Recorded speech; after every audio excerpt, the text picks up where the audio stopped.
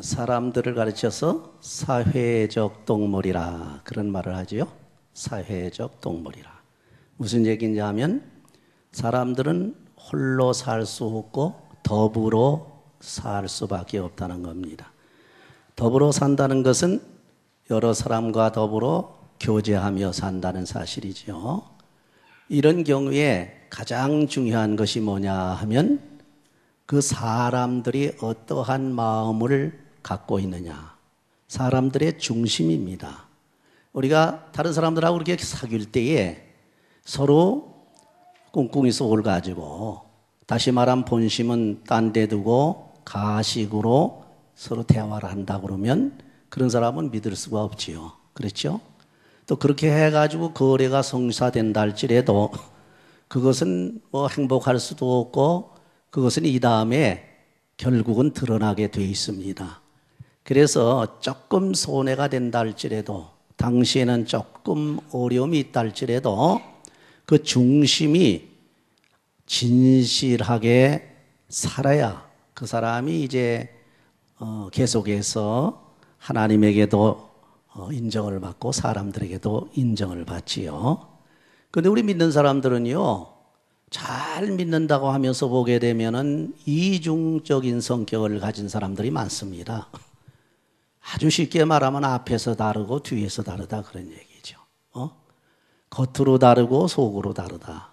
속은 다른 마음을 가지고 있는데 겉으로는 그런 척 한다든지, 속이 진심이 있는데 겉으로 거짓을 말한다든지 이런 게 많거든요. 그런 이유가 뭡니까? 인간 관계하는 중에서 시츄에이션, 그 환경에 따라서 마음이 이렇게 왔다 갔다 움직이기 때문에 그래요. 성경에 보면 분명히 우리 마음은 하나로 가지라고 그랬어요. 진리의 말씀에 붙잡히고 성령에 붙잡혀서 정말 하나님께서 인정하는 그리스도 예수의 마음을 가지라. 너희 안에 이 마음을 품으라. 곧 그리스도 예수의 마음이니. 예수님의 마음 받고 거짓하겠어요?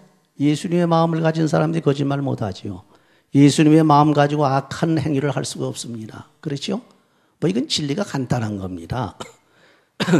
그런데 우리가 이 인간관계 하는 데 있어서 대부분 여러 가지 사람들을 대하기 때문에 다각관계를 가지고 있어요. 다각관계.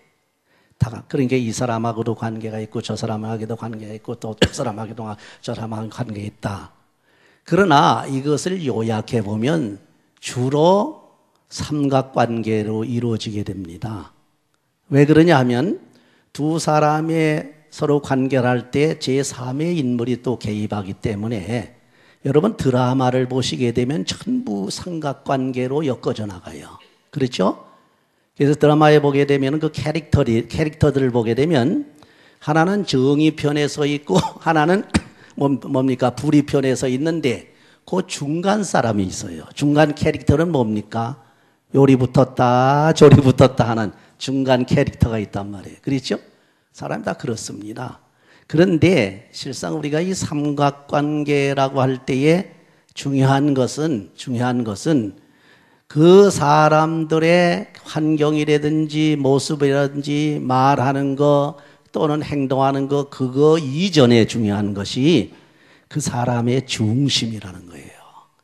지금 나하고 지금 교제를 하고 있는데 저 사람의 속이 뭐냐 이거예요. 어떤 데 그래서 저 사람 참 속을 모르겠어. 알다가도 모르겠어. 결국은 믿었다가 당해놓고 나면 뭐라고 그럽니까? 뭐라고 그러죠? 배신당했다는데 그거보다도 더 중요한 게 뭡니까? 자기가 믿는 도끼에 발을 찍혔다. 이런 말을 하죠. 믿는 도끼에 발을 찍혔다. 이런 얘기를 해요. 그리고 저 사람 그럴 줄 몰랐는데 틀림없는 걸 봤는데 그래서 그 사람이 만약에 변음질이 됐다고 할 때 또 하는 말이 있어요. 열길 물속은 알 수 있으나 뭐죠? 한길 사람의 마음은 알 수 없다. 이러고 보면 인간은 간사하기 짝이 없는 겁니다. 이 간사한 마음을 하나님께서 주신 게 아니에요. 누가 줬습니까? 간사한 마음을. 마귀가 주었지요. 언제 줬습니까? 사탄이 에덴 동산에서 주었어요.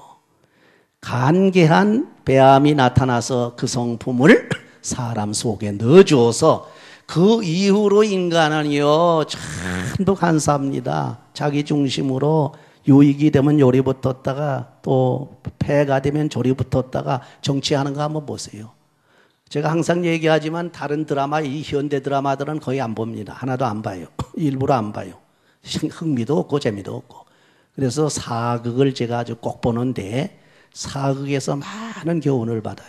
야, 이 사극 안에 있는 것이 성경 얘기는 아닌데 어쩌면 이렇게 성경 진리의 말씀하고 똑같은 얘기들이 나오냐. 그 이유는 뭡니까? 거기가 사람 사는 사회이기 때문에 그래. 그렇죠? 인간 관계를 하는 것이기 때문에 인간이 관계하는 모든 이야기들, 스토리들이 그냥 전개되는 과정에서 어떤 사람 아주 진실한 사람 있고 어떤 사람은 아주 거짓 사기꾼 있고 어떤 사람은 간신배 있고 어떤 사람은 뭐 성격이 이렇고 어떤 사람은 성격이 저렇고 모든 사람을 볼 수가 있단 말이에요. 여러분이 세상에서 사람을 관계할 때 그걸 잘 알아야 돼요. 저는 참 제 얘기를 제가 말하려고 자꾸 하게 되는데 죄송합니다. 조금 칭찬하는 칭찬들을 좀 들어요. 제가 다른 분들한테 무슨 칭찬이냐면, 아예 목사님은 어떻게 되게 그 사람들 많은 특별히 그 교회를 이렇게 목회를 하는 그죠?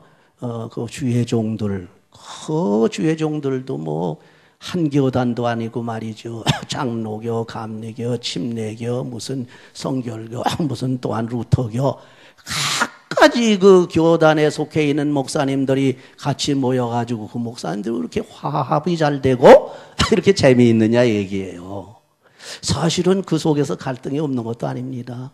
때로 가서 어떤 목사님들은 저한테 이런 말을 아무개 그렇게 하면 안 되는데, 이쪽 목사님도 아무개 그 사람 그러면 안 되는데, 어떤 때는 심해가지고 막 속된 말로, 좀 속된 말로 말하면 이쪽에서 고자질하지 저쪽에서 고자질하지, 이런 얘기는 좀 조속한 말이라 제가 안 하고 싶은데 조금 실감 있게 하느라고는 말씀드려요. 이쪽 목사님이 이렇게 저걸 비짝 뭐 이런 얘기하면서 아주, 그런데 다 교리가 전부 많이 다르잖아요.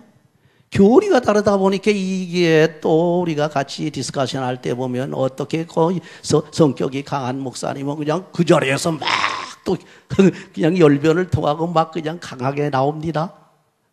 그러니 이런 데서 그 우리 연구하는 그 모임이 그래도 은혜롭게 잘 된다는 거는 왜 그러냐 하면서 그런 칭찬을 해요. 목사님이 그걸 다 포용을 해주기 때문에 그렇습니다. 그래요. 전 그것도 모르는데, 생각도 안 했는데 그런 얘기를 여러 번 들었어요. 자, 우리는 살아가는 과정에서 첫 번째 가정에서부터 시작을 하세요. 가정에 보시게 되면 여러분 가정에 있는 모든 식구가 다 화합을 하고 평화롭게 평안하게 행복하게 살려면은 더불어 사는 그러한 관계를 잘 가져야 됩니다. 사람들이 그러잖아요. 부모님 밑에는 여러 아들들이 있대요. 자식들이. 어떤 사람은 엄지손가락 같은 또 검지손가락 같은 가운데 같은 뭐 이건 뭐 지문 찍는 이 손가락 같은 무명지라고 그러나요? 무명지. 새끼손가락. 이 10손가락 있는 가정도 있고 5손가락에 같이 이렇게 자손들을 가정도 있거든. 근데 이 같은 몸, 같은 그 부모 밑에서 낳았는데 어쩌면 얼굴 모양도 전부 다르고 성격도 다르냐 말이에요. 이런 성격도 다르고 머리도 다르고 모양도 다르고 아는 수준도 다른 이런 형제자매들이 한 가족 안에서 잘 살 수 있게 하기 위해서는 이거는 서로 간의 펠로우십, 다시 서로 간의 릴레이션십, 다시 말하면 관계를 잘 가져야 되는데 이거는 위에서 부모님들이 잘 컨트롤해 주지 않으면 안 되거든. 그렇죠? 형제들 간에 만약에 싸운다 하면 이것은 뭐 첫아들 편을 들겠습니까? 막내 아들 편을 들겠습니까?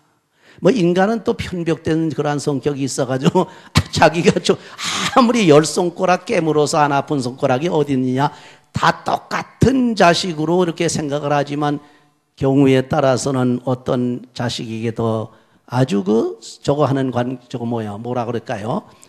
긍휼이 가는, 불쌍히 생각해지고 긍휼이 가고 또 이렇게 아껴지는 그런 마음이 더 갈 때가 있긴 있어요. 근본은 아닙니다. 근본 마음은 똑같은데 환경에 따라서 아이고 첫째는 저렇게 돈 잘 벌고 잘 사니까 그 내 아들이 그런 게 조금 못하면 아무 걱정 없는데 이 막내는 이거 참 이거 지질이 지금 못 살고 사업 실패하고 어려움을 당한다 그런 얘기예요. 이럴 때는 첫째 아들보다 막내 아들에 대해서 더 정이 가는 거 아닙니까? 더 불쌍한 마음이 들어간다. 이 인지상정이. 이거는요, 우리 가만히 보세요. 성경에도 그런 것들이 있습니다. 야곱과 에서 문제 같은 것을 본다 할지라도 그렇고, 예수님이 비유로 말씀하신 말씀 중에서 양 100마리를 기르는 그런 목자가 99마리는 집에 있는데 한 마리를 잃어버렸단 말이에요. 그러면 우리 보통 생각에는 그 99마리에 신경을 쓰고 그것도 그야말로 돌보는 데 신경을 쓰고 이 한 마리 정도야 지금 어디 가서 없어졌든 말든 그렇게 생각할 거 아닙니까? 그런데 예수님이 비유로 말씀하시는 걸 보니까 99마리를 두고도 오히려 한 마리 어린 양을 찾아서 험산줄령 계곡을 헤매면서 그렇게 애를 쓰며 찾는다고 그랬습니다. 그것이 부모의 마음이고 하나님의 마음인 줄을 믿으시기 바랍니다. 여러분, 이 마음은 가족 간에 비단 관계되는 게 아닙니다. 여러분, 이웃 간에도 그런 마음을 가지셔야 돼요. 왜? 너희가 하나님을 섬기고 사랑하는 것 말할 것도 없거니와 내 이웃을 누구같이? 내 몸같이 사랑하라.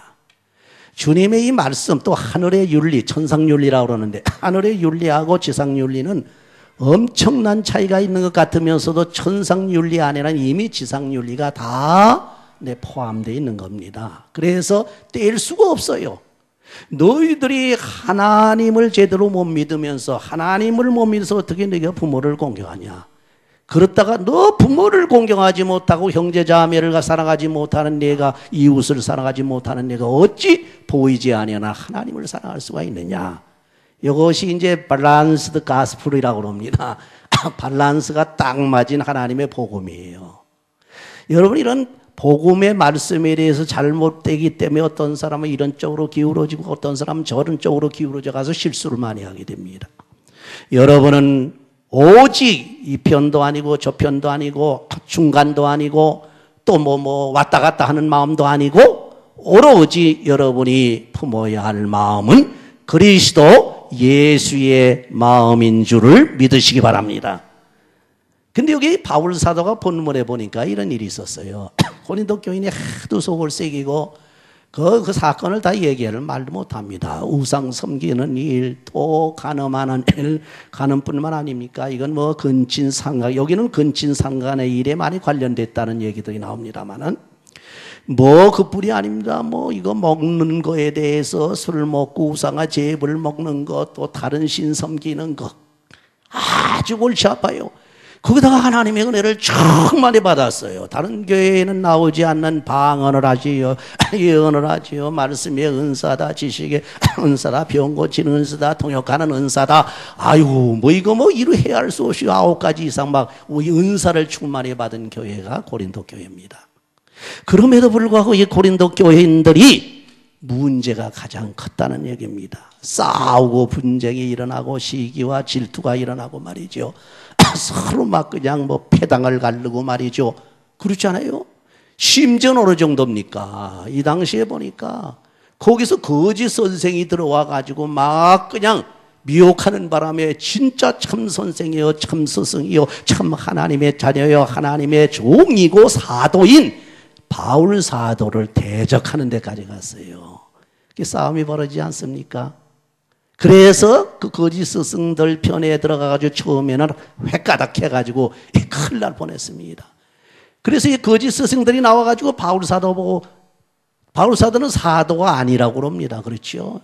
사도권을 인정하지 않고 저희들이 사도라고 하면 요새 여러분 아시다시피 신사도 운동이 일어나고 있는데 이거 참 큰 문제입니다만은 어쨌건 그래가지고 교인들에게 획가닥 하는 이런 상태예요.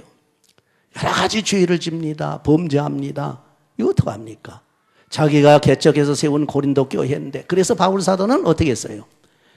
편지를 쓰는데 이 편지가 어떤 편지지 성경의 표현대로 하면 눈물로 쓴 편지라고 그랬어요. 더 나가서 각오를 하고 쓴 편지예요.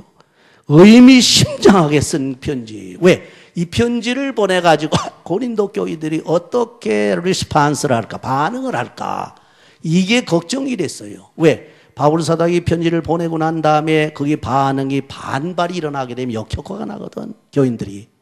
그래서 디모데를 보내면서 이 편지를 보내놓고 난 다음에 얼마나 근심했는지 몰라요. 그래서 지난 주간에 그랬잖아요. 그 편지를 보내놓고, 왜 책망하는 편지를 보내놓고 바울 사도가 근심에 쌓였다고 그랬어요. 그렇죠? 그런데 이 디모데가 가가지고서 야, 너도 바울의 뭡니까, 수하에 있는 종이냐? 하고 막 덤벼들고, 이 디도죠. 디도까지 막 그냥, 업신여기고 막 망신 줄 알았거든? 근데 그게 아니었다, 이거예요. 고린도 교인들이 바울의 편지를 보고서 깨달았다는 겁니다. 그리고 난 다음에 자기들이 잘못을 뉘우치면서 회개하면서 오히려 편지를 가지고 온 디도를 아주 환대를 하고 극진히 대접을 했어요. 바울 사도가 온 것 같이 대접을 했어요. 이 소식을 디도가 바울에게 전합니다. 그 소식을 들은 바울이 뭡니까? 바울이 너무나 기뻐가지고 하나님께 감사하면서 이중적인 기쁨을 얻었다고 그랬어요. 첫째는 뭡니까? 디도가 받는 기쁨. 그래서 바로 고린도 교인들이 회개하고 돌이키고 고쳤다고 하는 이러한 놀라운 기쁨에 그걸 보고 기뻐하는, 그걸 보고 아주 기뻐하는 자기가 보낸 자기 제자인 디도가 너무 기뻐하는 걸 보고 거기다 더 기뻐한 거예요. 그렇죠? 예, 참 보통이 아닙니다. 이런 사건들이 교회에 있어야 돼요. 자, 그런데 바울 사도가 편지 쓸 때에 여기 본문을 보게 되면요, 그 중심이 있었습니다. 뭐냐면 책망해가지고 거기를 이렇게 징계를 한다든지, 영어로 말하는 디스플린을 한다든지, 아니면 그저 내쫓을 사람 내쫓고 정리를 하려고, 그게 아니었거든요. 바울 사도가 이 편지를 볼 때는 눈물을 썼다고 그러고 의미심장한 마음 가지고 썼다고 하는 걸 보게 되면 다른 거 다 좋다 이거예요.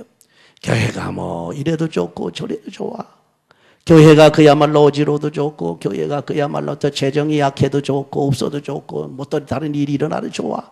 단순히 그 교인들의 중심을 알아보려고 한 겁니다. 그 중심을 바라는 거예요. 중심을 원하는 거라 그러니. 그래서 바울 사도 서신을 가만히 보시게 되면 여러분, 내가 너희에게 구한 것은 재물이 아니다 그랬어요. 그렇죠? 내가 너희에게 구한 것은 재물이 아니라 바로 너희니라, 너희들의 마음이니라. 여러분, 이 마음 하나 주게 되면 세상 다 끝납니다. 가족끼리도 아무리 어렵고 고통스럽고 고생이 돼도 이 마음 서로 통해 가지고 마음을 주고받게 되면 그 가정 행복하게 됩니다. 그러나 이 마음이 갈려져서 제각기 다른 마음을 가지고 있으면 그런 가정을 가르쳐서 콩가루 집안이라고 그래요. 그렇죠? 콩가루 집안이라는 얘기 들어보셨어요? 그런 집안은 망합니다. 사업을 해도 망합니다.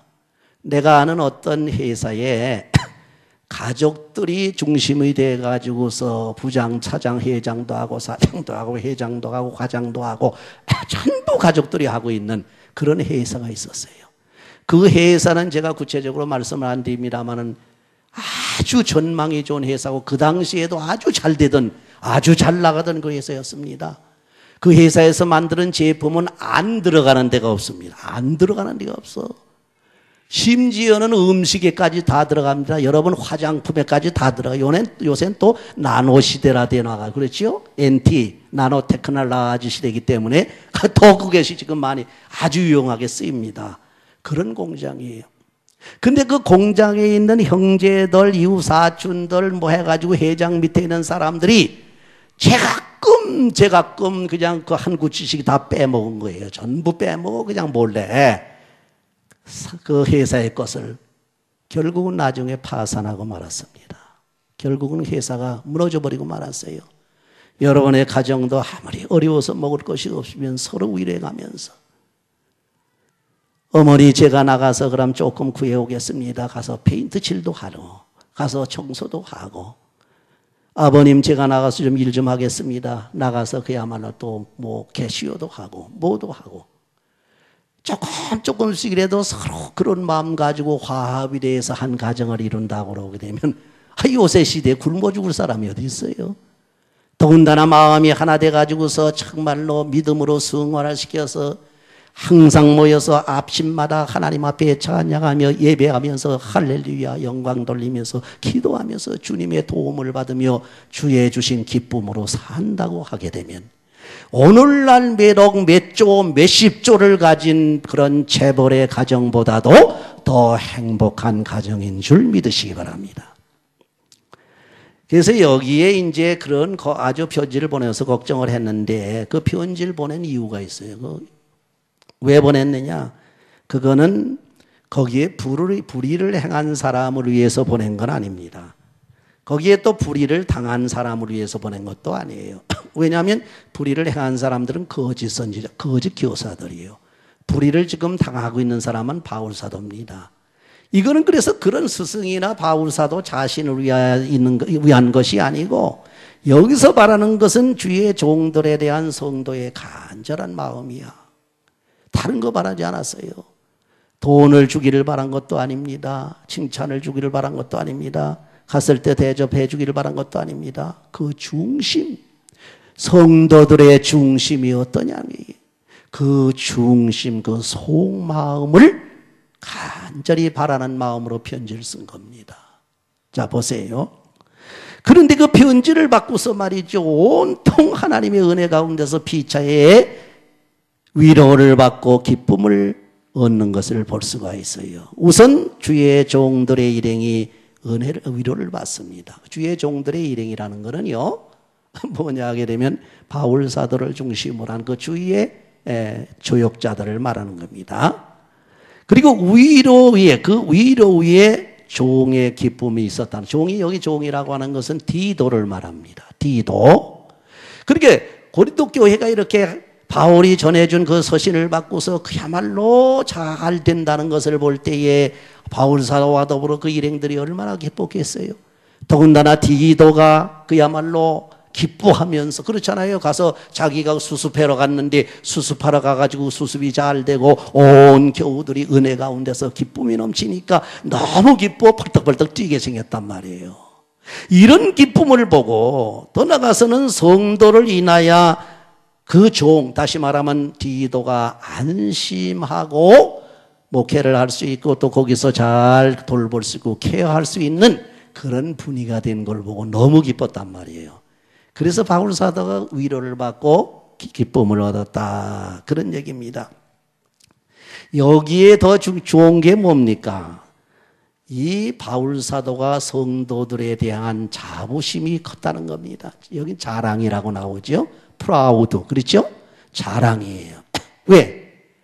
본래는 바울 사도가 디도에게요, 네가 가보면은 평은 나쁘게 나고 고린도 교인들이 이렇게 막 혼란스럽고 분쟁이 있고 이런 것 같지만은 실상은 좋은 교회다 이거야. 좋은 교회다.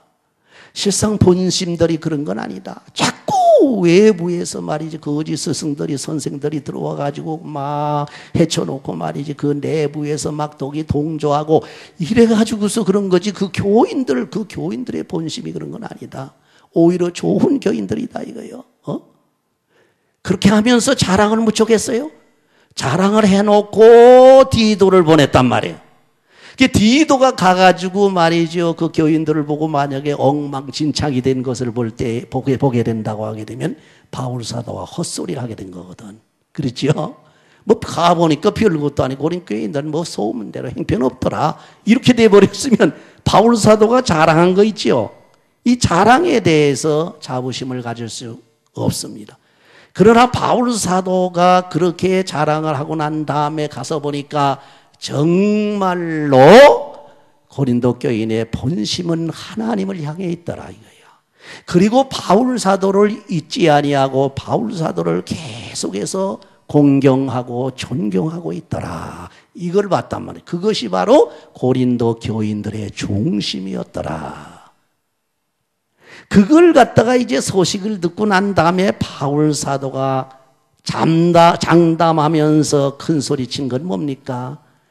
그러게 뭘 했느냐. 내가 고린도 교인들을 자랑하면서 너희들에게 그렇게 그저 자부심을 가졌는데 내가 자랑하는 것은 부끄럽지 않는 자랑이다 이거예요. 부끄럽지 않게 자랑했다 그러니. 왜? 바울 사도가 자랑한 건 부끄럽지 않다는 얘기는 뭡니까? 이건 뭐 고린도 교인이라서 확실한 걸 모르고 자랑한 것도 아니고 바울 사도가 고린도 교인들을 자랑할 때에 나쁜 걸 그렇다 또는 뭐 진짜 그 거짓으로 자랑했다 그게 아니에요. 부끄럽지 않는 자랑을 했다는 건 확신을 가지고 자신을 가지고 당당하게 자랑할 수 있는 나는 고린도 교인들을 부끄럽게 생각하지 않는다 이거예요. 분명히 고린도 교인들은 거짓 스승들로 인해서 자꾸 이렇게 미혹이 돼가지고서 잘못될 수는 있지만 본심은 그렇지 않다 이거예요. 본심은 그 중심은 하나님을 향해 있다. 봐라. 내가 자랑한 것을 내가 부끄럽게 생각지 않는다 그런 얘기예요. 그렇죠? 얼마나 좋아요. 여러분이 친구지간이나 또 가족지간에 자랑을 하잖아요. 또 교인들 중에 사실 이 자랑이라는 게 사실 상당히 위험하고 조심스러운 건 사실입니다. 이상하게 자랑을 하게 된 그 자랑한 사람이 대부분 교만에 올라가거든. 이래서 문제. 자기 자랑하는 건 말할 것거니와 옆에 있는 사람 자랑을 하지요. 그 사람 참 신앙이 좋아. 교회 열심이고 새벽 기도 안 빠지고 저녁 기도 안 빠지고 모두 잘하고 주일도 잘하고 솔선수범이고 이렇게 누구한테 자랑을 해놓으면 그 사람이 이상하게 잘못돼가지고 교만이 올라가가지고 이상해진단 말이에요. 그거는 여러분들이 조심해야 할 겁니다. 누가 나를 위해서 자랑하지요? 나에 대해서 자랑하지요? 여러분에 대해서 자랑하지요? 그러지 마십시오 하고 나는 자랑할 거 하나 없습니다. 혹시 내가 조금 누굴 도와준 것이 객관적으로 사실이라고 한다면은 그것은 내가 한 것이 아니라 주의 성령이 힘을 주시고 하나님께서 내게 힘을 주셔서 나를 써주신 것뿐이다. 내가 아무것도 할 수 없는 능력이 없는 사람인데 이런 걸 어떻게 했는지 나도 모르겠다. 나는 보잘것없는 인간이다. 그렇게 나가시라는 겁니다. 그렇잖아요. 성경이. 바울 사도 그래요. 자기는 벌레만도 못한 사람이라고 그랬어요. 구더기만도 못한 사람이다. 이 바울 사도 보게 되면 엄청난 능력을 가지고 있습니다. 지식으로 말하면 그때 헬라 철학자들을 다 물리칠 수 있을 정도로 엄청난 지식과 엄청난 능력을 가지고 있었음에도 불구하고 바울 사도는 나는 죄인 중에 괴수로다. 누가 여러분 자랑하시거든 좋아가지고 펄떡펄떡 뛰지 마세요. 어린애같이 좋아가지고 펄떡펄떡 어린애같이 뛰는 건 상관없어. 그거는 심플하고 단순하고 아주 아무런 그 욕심도 없고 그냥 좋아서 뛰는 걸. 그러나 그것이 어른들은 그게 잘 안 돼요. 그렇죠? 누가 내 자랑을 하게 되면 그냥 어린애는 그냥 좋다고 펄떡펄떡 뛰는데 어른들은 어떻게 합니까? 그렇지. 내가 능력이 있고 내가 제일이야. 이런 마음이 들어오면서 어쓱해진단 말이에요. 그래서 조심하라는 겁니다. 바울 사도가 고린도 교인들을 자랑할 때 부끄럽지 않았다고 하는 것은 그 마지막 결과를 이미 내다보고 있었다는 거예요. 이것이 바로 선지자의 뭡니까? 다시 말하면 프로페시라고 그러죠. 예언적인 프로페티컬 인사이트, 통찰력이야. 이 통찰력이 있으면 여러분 신앙생활에 엄청난 유익을 갖는데 이 통찰력이 쉽지가 않잖아요. 오케이. 그러면 이 바울 사도가 부끄럽지 않은 그러한 자랑을 했는데 그 다음에 보니까 말이죠. 뭐냐 하게 되면은 그 말한 것이 틀림이 없는 것이 확신이 됐어. 그 확증이 됐단 말이에요. 바울 사도가 자랑하고 말하는 것이 이것이 사실이란 말이에요. 이게 거짓이 아니고 확증이 돼버렸다는 겁니다. 보세요. 그 다음에 보시게 되니까 뭡니까? 경외와 순종의 자랑이 있었다는 얘기는 그럼에도 불구하고 교만하지 아니하고 도도해지지 아니하고 오히려 하나님을 경외하고 바울 사도를 두려워하면서 바울 사도를 존경하고 이렇게 존경심, 경외하는 마음으로 이렇게 정말 신앙생활을 잘하는 것을 볼 때에 바울 사도는 어떻게 그래서 자랑했다. 그걸 자랑했다는 게 그렇기 때문에 바울 사도는 뭡니까? 범사에 담대하게 자랑할 수가 있었다는 겁니다. 그렇죠? 만약에 저기가 자랑한 교인들이 엉뚱한 짓 하고 돌아가는, 교만하게 돌아가는 건 자랑할 수가 없습니다. 오히려 부끄러워서 얼굴도 못 들지. 자기가 자랑한 사람이 저렇게 엉터리니까, 신앙이 좋다고 그러는데 보니까 엉터리야. 그러면 안 되거든. 분명히 부끄럽지 않게 자랑을 해가지고 그 자랑한 것이 증명이 나타납니다. 증거가 나타납니다. 확신이 나타나고, 그래 보니까 전부 교인들이 바울 사도가 말한 대로 사실이더라. 확증해서 나타나니까 바울 사도 마음이 담대해지는 그런 거로 담대하게 자기 교인들을 자랑하더라. 여러분도 여러분 자신 모든 사람들과 관계하는 중에서 다른 사람을 자랑할 때는 틀림없는 자랑을 하셔야 돼요. 그런데 문제가 하나 있어요. 하나만 더 여러분 생각하시면 됩니다. 자랑할 때는 반드시 하나님 안에서 자랑해. 그리스도 안에서. 헬라어로 말하면 엔토 그리스도. 그리스도 안에서 자랑하라는 말이 뭡니까? 그리스도 밖을 넘어가지 말라는. 그리스도 밖을 넘어가지 말라는 얘기는 뭡니까? 그리스도를 먼저 자랑하란 말이에요. 할렐루야. 하나님을 자랑하란 말이에요. 하나님을 자랑하면서 하나님의 그 은혜로 저 사람도 저렇게 하나님의 은혜를 입어서 참 우리에게 모범된 신앙생활을 하더라. 이렇게 해주란 말이에요. 그래서 베드로가 항상 얘기하잖아요. 너희가 말하려거든 너희 자신이 말하는 것 같이 말하지 아니하고 하나님의 말씀하는 것 같이 하라. 오늘 이 시간에 더 이상 제가 말씀을 드리지 않습니다. 우리는 오로지 하나님이 첫째예요. 우리 주님이 첫째입니다. 내가 어떠한 경우라도 주님을 높일 줄 알아야 됩니다. 내가 잘 될 경우나 못 될 경우나 내가 어려움을 처했다 할지라도 우리 주님을 내세워야 됩니다. 어떤 경우에 있어서도 주님을 자랑하고 하나님을 자랑하고 그리스도를 자랑하면서 그 주님의 은혜가 너무나 크다고 하는 자랑을 할 줄 알아야 돼요. 그래서 우리 엘림교회 와봐라. 하나님께서 은혜를 내리시기 시작했다. 하나님께서 은혜를 베푸시기 시작해서 지금 우리 마음들이 지금 기쁘다. 아무개도 그저 디프레스에 있어가지고 처져 있던 사람이 지금 은혜를 받아가지고 소망을 가지고 기쁨으로 즐거움으로 산다. 아무개 집사님 봐라. 아무개 권사님 봐라. 아무개 누구누구 봐라. 야, 우리 교회 한번 와봐라. 오기만 해도 사랑의 온기가 넘치고 사랑이 뜨거울 뿐만 아니라 하나님의 은혜가 넘치더라. 한번 와보라. 이렇게 전도하시는 여러분들이 되시기를 주의 이름으로 축원합니다. 아멘. 기도하십시오.